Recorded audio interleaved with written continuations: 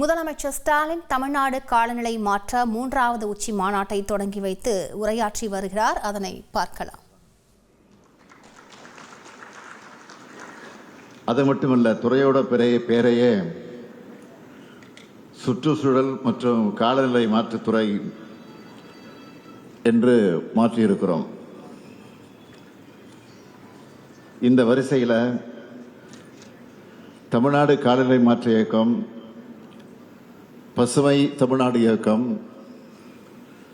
தமிழ்நாடு ஈரநிலை இயக்கம், தமிழ்நாடு நெய்தல் மீட்சி இயக்கம்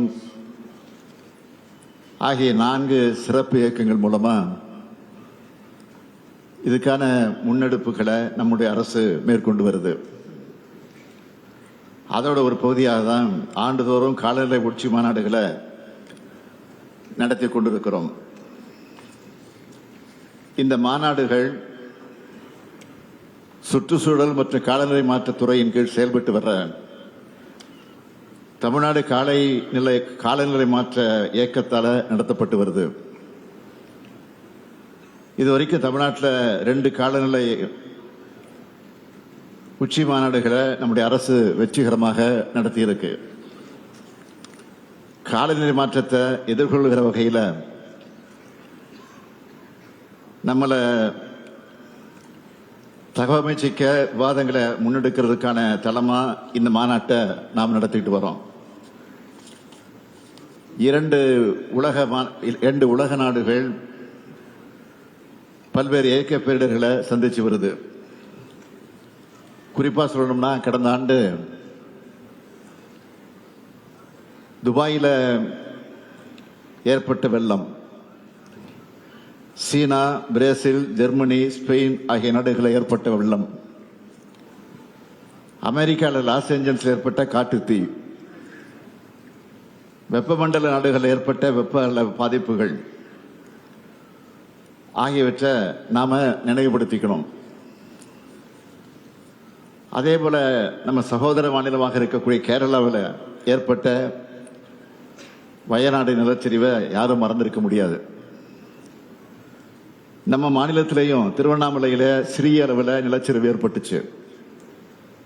இதெல்லாம் வேற வேற நாடுகளில் வேற வேற மாநிலங்களில் நடந்த சம்பவங்களாக இருந்தாலும் இது எல்லாத்துக்கும் ஒரே காரணமா காலநிலை மாற்றத்தை தான் சொல்ல முடியும். இதை நம்ம எதிர்கொண்டுதான் ஆகணும். அதுக்கு முதல் தேவை பிரச்சனையோட தீவிரத்தை உணர்றது.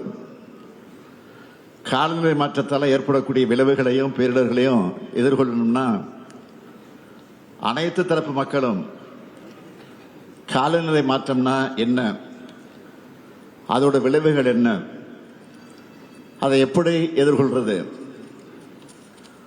அதுக்கேற்றபடி நம்மளை எப்படி தலைமை தகவமை அமைச்சிக்கிறது, விழிப்புணர்வை ஏற்படுத்தணும்.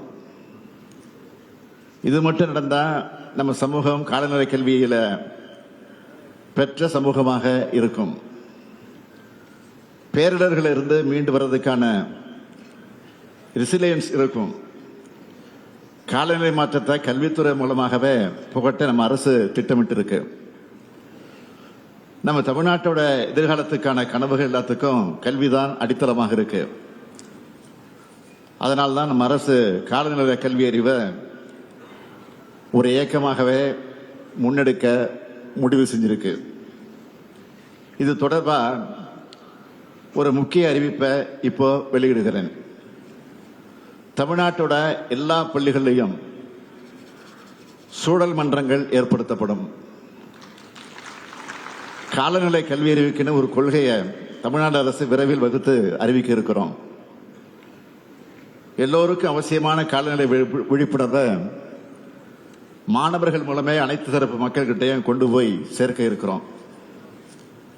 பல்வேறு துறை அரசு அலுவலர்களுக்கும் காலநிலை மாற்ற தடுப்பு மற்றும் தழுவல்களுக்கான திறன் வள பயிற்சிகள் வழங்கப்படும்.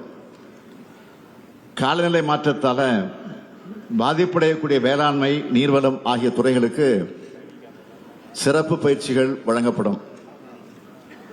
பசுமை குடில் வாயுக்களின் உமிழ்வை குறைப்பதற்கான வழிமுறைகள் காணப்படும். வெப்ப அலைய மாநில பேரிடரா தமிழ்நாடு அரசு அறிவிச்சு அரசிதழில் வெளியிட்டு இருக்கு. வெப்ப அலையால உயிரிழக்க நேரிட்டா 4 லட்சம் ரூபாய் நிவாரணம் வழங்கப்படும் என்று அறிவிச்சிருக்கிறோம். வெப்பநிலையை எதிர்கொள்வதற்கான மருத்துவ வசதிகள் மற்றும் ORS கரைசல் வழங்க மாநில பேரிடர் மேலாண்மை நிதியை பயன்படுத்திக்கலாம். வெப்ப அலை தாக்கத்தின் போது தண்ணீர் பந்தல்கள் அமைச்சு குடிநீர் வழங்கவும் மாநில பேரிடர் மேலாண்மை நிதியை பயன்படுத்திக்கலாம்னு அறிவிச்சிருக்கிறோம். இயற்கை வளங்களை பாதுகாக்க அக்கறை கொண்ட சமூகமாக நாம மாறணும்.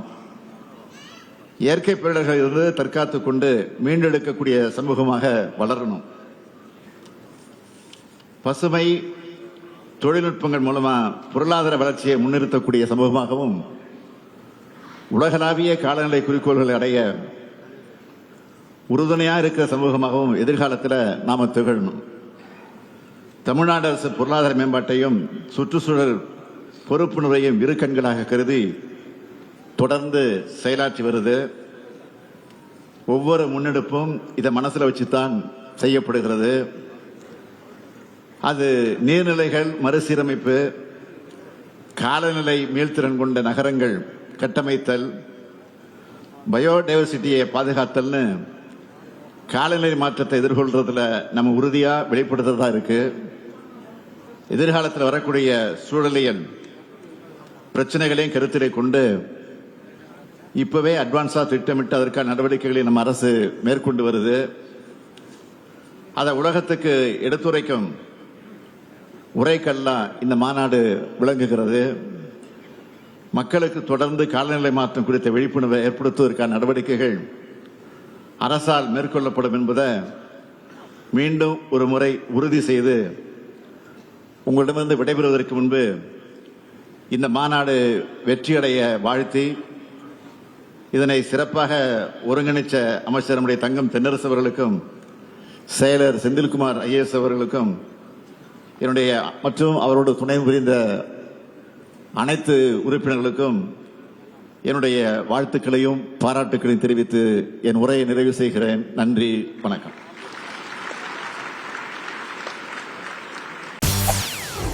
செய்திகளை உடனுக்குடன் தெரிந்து கொள்ள உடனே சப்ஸ்கிரைப் பண்ணுங்க.